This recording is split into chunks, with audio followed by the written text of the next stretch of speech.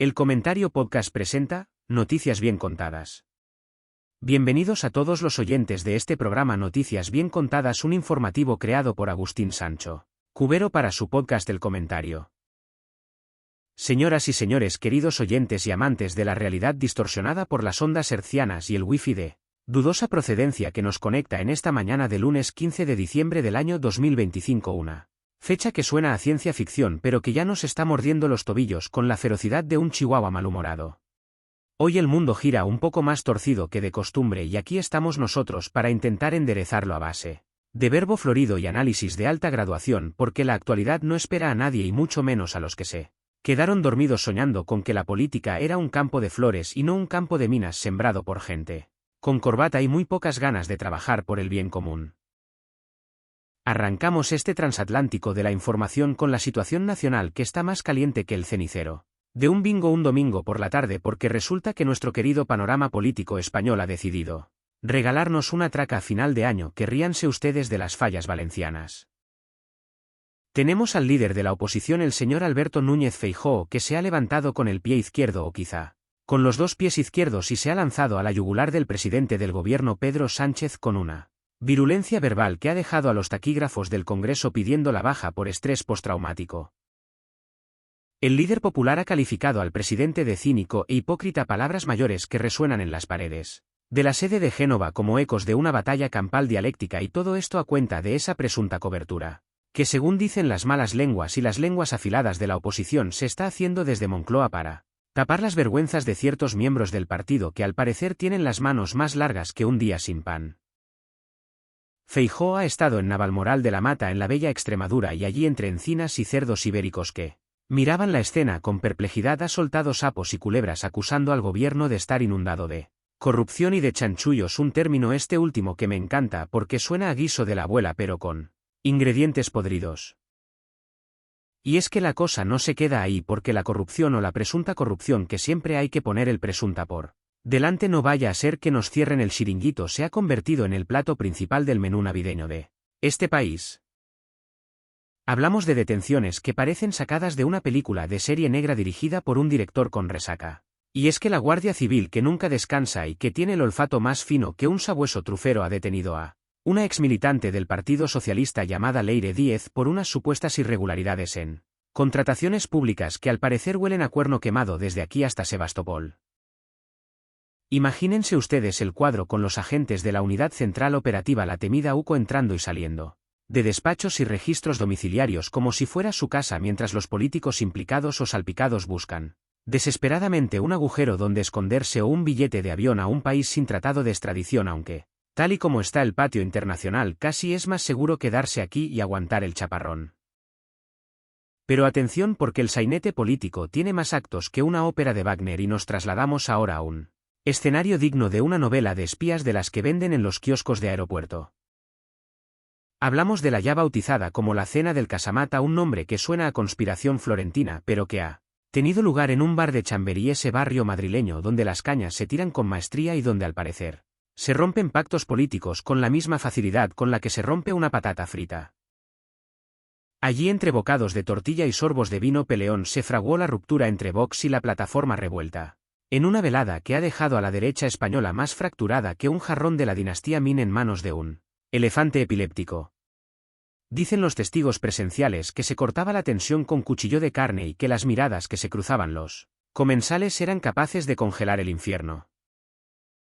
Mientras tanto, en el Palacio de la Moncloa, el presidente Sánchez intenta mantener el tipo y la compostura como un capitán que se niega a abandonar el barco aunque el agua le llegue ya a la altura de la pajarita, y ha declarado con esa voz grave y pausada que le caracteriza que su gobierno tiene tolerancia cero con la corrupción y que todo esto no son más que campañas de fango y mentira orquestadas por una derecha que no acepta que las urnas no les dieron la razón.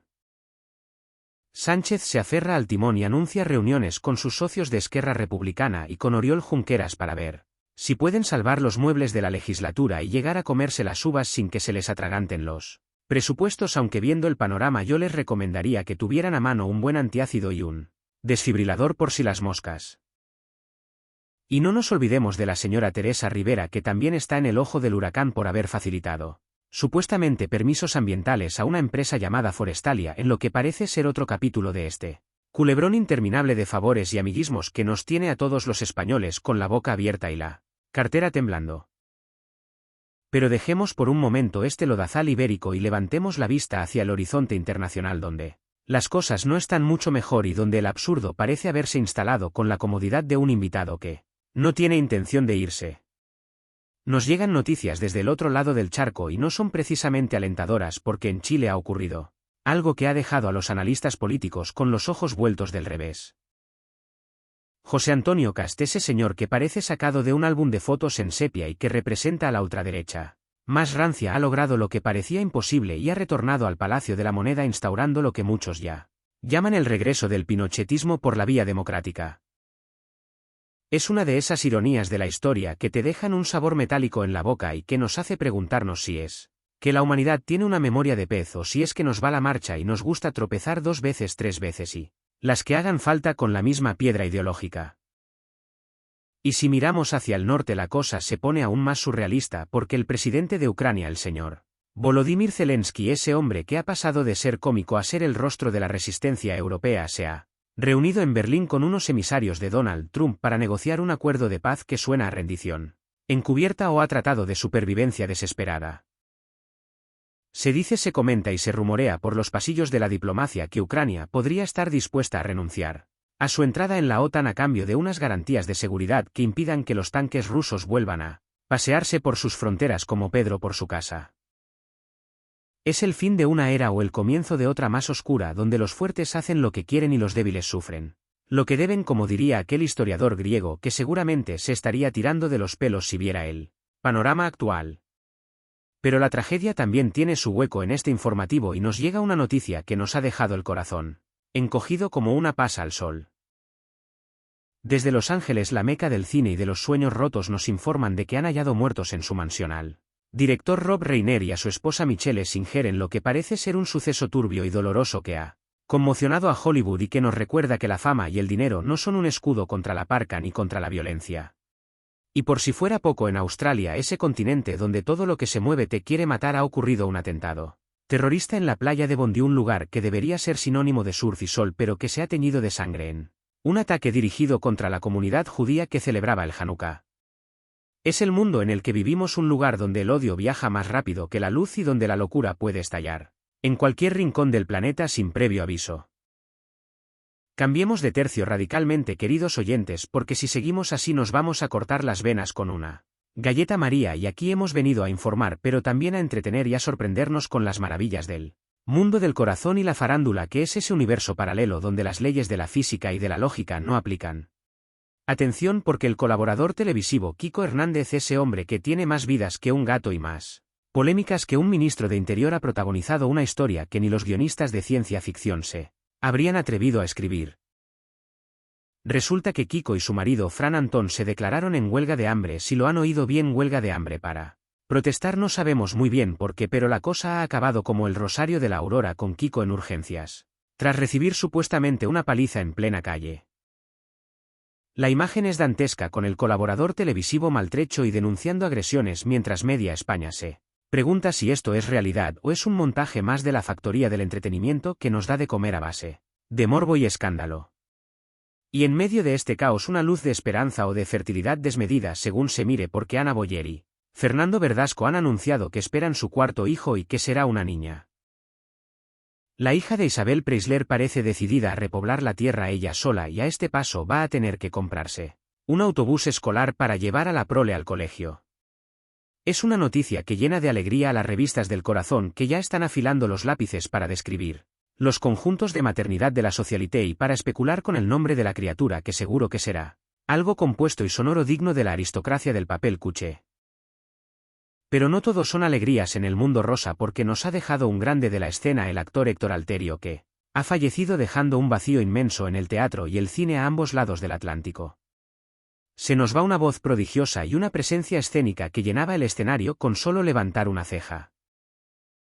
Y mientras unos se van, otros luchan por quedarse, como la actriz Antonia San Juan, que se ha sincerado sobre su batalla contra el cáncer con una valentía que pone los pelos de punta y que nos recuerda que detrás del maquillaje y los focos hay seres humanos vulnerables que pelean contra sus propios demonios y enfermedades. Y ahora agárrense a la silla porque entramos en el terreno de lo bizarro, de lo inaudito, de lo que te hace explotar la cabeza y preguntarte si alguien ha vertido algo raro en el agua del grifo. Nos vamos al País Vasco, donde la tierra ha temblado con un terremoto de magnitud 4 en Álava que ha despertado a los vecinos con un susto de muerte y que ha hecho bailar las lámparas de los salones como si estuvieran en una discoteca de los años 80. Pero lo más curioso no es el terremoto en sí, sino que las cámaras de seguridad de las carreteras han captado el momento exacto y se ve cómo el asfalto se ondula como si fuera una culebra gigante, lo cual nos demuestra que la naturaleza sigue teniendo el mando a distancia de este planeta y que cuando quiere nos da un meneo para que no nos olvidemos de quién manda aquí. Y hablando de cosas que se acaban, la mítica banda Gatibu ha decidido colgar los instrumentos después de 25 años de carrera y se han despedido con un concierto multitudinario en el BEC que ha reunido a 45.000 personas saltando y cantando en euskera en una catarsis colectiva que demuestra que la música es la única religión verdadera que nos queda. Pero si creen que eso es curioso, esperen a escuchar lo que hacen los jubilados en China, porque al parecer las plazas de los parques se les han quedado pequeñas y ahora han decidido quedar en las tiendas de IKEA para ligar. Sí, señores, como lo oyen, grupos de ancianos chinos que se reúnen en la sección de cafetería de la tienda de muebles suecos para buscar el amor entre albóndigas y estanterías Billy. Se preguntan cuánto cobran de pensión y si tienen casa propia mientras degustan un café barato en una escena que mezcla el romanticismo crepuscular con el capitalismo de consumo masivo en un cóctel que solo podría darse en el siglo XXI. Y para terminar con las curiosidades que nos dejan con el culo torcido, un estudio científico ha revelado que los gatos tienen casi 300 expresiones faciales diferentes. Así que la próxima vez que su gato les mire con esa cara de indiferencia y superioridad, sepan que en realidad está utilizando uno de sus 300 gestos para decirles que su comida es una basura o que planean dominar el mundo mientras ustedes duermen. Es fascinante pensar que hemos estado conviviendo con estos pequeños tiranos peludos sin entender ni la mitad de lo que nos estaban diciendo con sus bigotes y sus orejas, y que probablemente se han estado riendo de nosotros en su idioma silencioso durante milenios. Y así, queridos amigos, entre terremotos políticos y geológicos, entre romances de tienda de muebles y tragedias hollywoodienses, cerramos este repaso a la actualidad que como siempre supera a la ficción por goleada. El mundo es un lugar extraño y maravilloso a partes iguales y nosotros solo somos meros espectadores que intentan encontrarle un sentido a todo este caos. Espero que hayan disfrutado de este viaje vertiginoso por las noticias más destacadas y que se lleven a casa al menos una sonrisa o una reflexión para compartir en la cena mientras el gato les mira con la expresión número 243, que significa claramente que cambien de canal. Hasta aquí hemos llegado por hoy en este boletín informativo que no pretende sentar cátedra sino simplemente acompañarles en la digestión de la realidad. Recuerden que la verdad está ahí fuera, pero a veces está tan bien escondida que hace falta un mapa del tesoro y mucha paciencia para encontrarla. No se crean todo lo que leen ni todo lo que escuchan y sobre todo no pierdan nunca el sentido del humor, porque es el único chaleco salvavidas que nos mantiene a flote en este océano de locura. Sean felices si les dejan, y si no les dejan por lo menos inténtenlo con todas sus fuerzas, que eso fastidia mucho a los amargados. Un abrazo enorme a todos los que han estado al otro lado escuchando mis desvaríos y mis intentos de poner orden en el desorden. Nos escuchamos en la próxima, si el mundo no se ha acabado antes y si la tecnología nos lo permite. Cuídense mucho y no hagan nada que yo no haría, aunque eso les deja un margen de maniobra bastante amplio, para ser sinceros. Ha sido un placer y un honor compartir estos minutos con ustedes y espero que la vida les trate con la suavidad de un peluche y con la emoción de una montaña rusa. Adiós amigos, adiós, y que la fuerza os acompañe, o por lo menos que no os abandone la cobertura del móvil. Agustín Sancho Cubero.